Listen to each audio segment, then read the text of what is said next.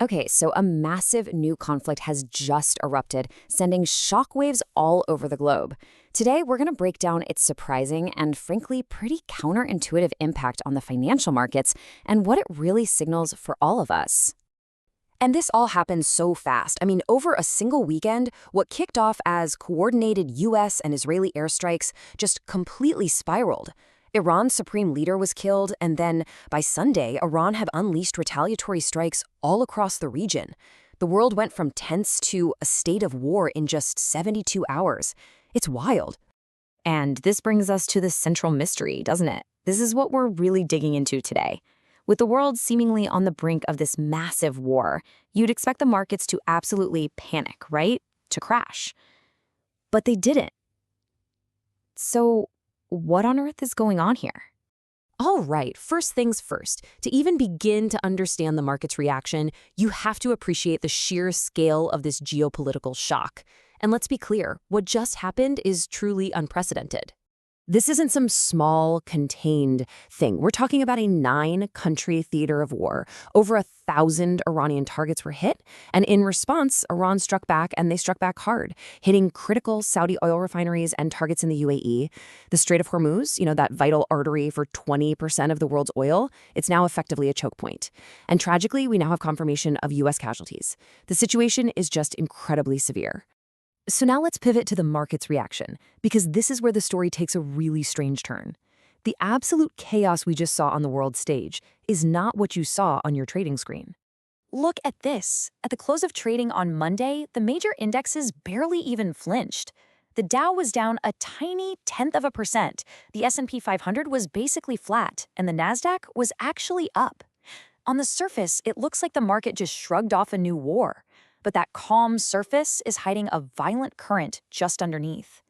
And this quote right here, it nails the real story. The market wasn't calm at all. It was in the middle of a violent pivot. Investors weren't ignoring risk. They were aggressively repricing it, yanking money out of high-growth tech stocks and piling it into completely different sectors. So what does this rotation actually look like?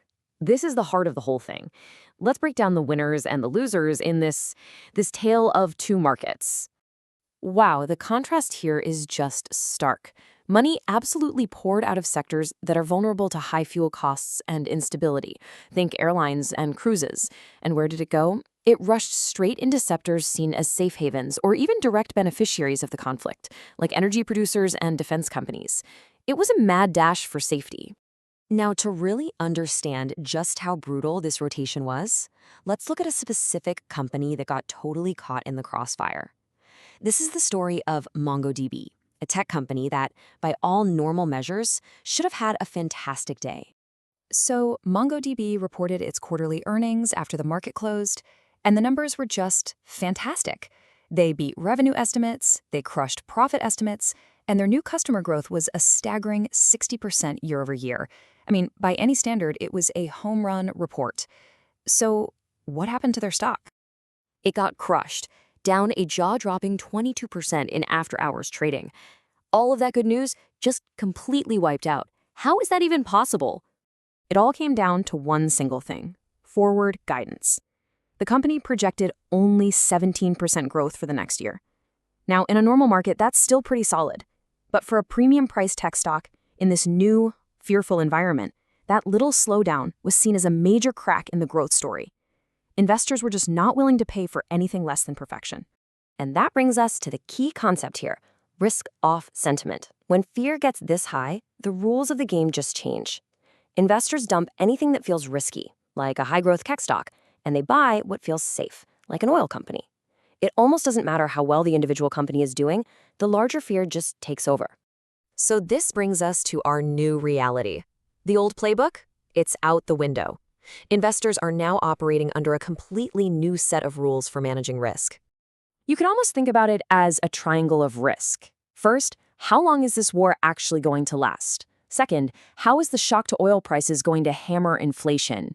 And third, can corporate earnings, especially in that super hyped up AI sector, actually hold up under all this pressure? These are the three questions driving every single decision right now. So to put it simply, the whole conversation has changed. A few weeks ago, everybody was talking about the Federal Reserve and interest rates and soft landings. Now, the only things that seem to matter are war, supply chain disruptions, and that terrifying possibility of stagflation, high inflation and a stagnant economy.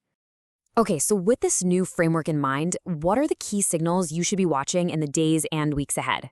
Let's break down the most important data points to keep on your radar. Keep your eye on this number, 60,000. That's the consensus forecast for the number of new jobs created in the upcoming non-farm payrolls report. This is going to be a huge test. A weak number could signal a recession is coming, but a strong number, well, that could force the Fed to keep rates high to fight off inflation. And of course, all eyes are on oil. The price of Brent crude has absolutely rocketed up, and right now, it is the single most important driver of inflation. Where this price goes from here is going to tell us a lot about the economic pressure ahead. And finally, watch these key company earnings. Broadcom is going to tell us if companies are still spending big on AI. Target will give us a crucial look at the health of the American consumer. And CrowdStrike will show us if demand for cybersecurity is spiking in this high-threat environment. Which leaves us with a final and pretty provocative question. We saw what happened to MongoDB.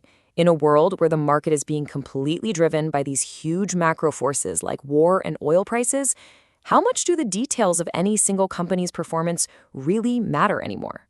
That's the tension that's defining everything right now.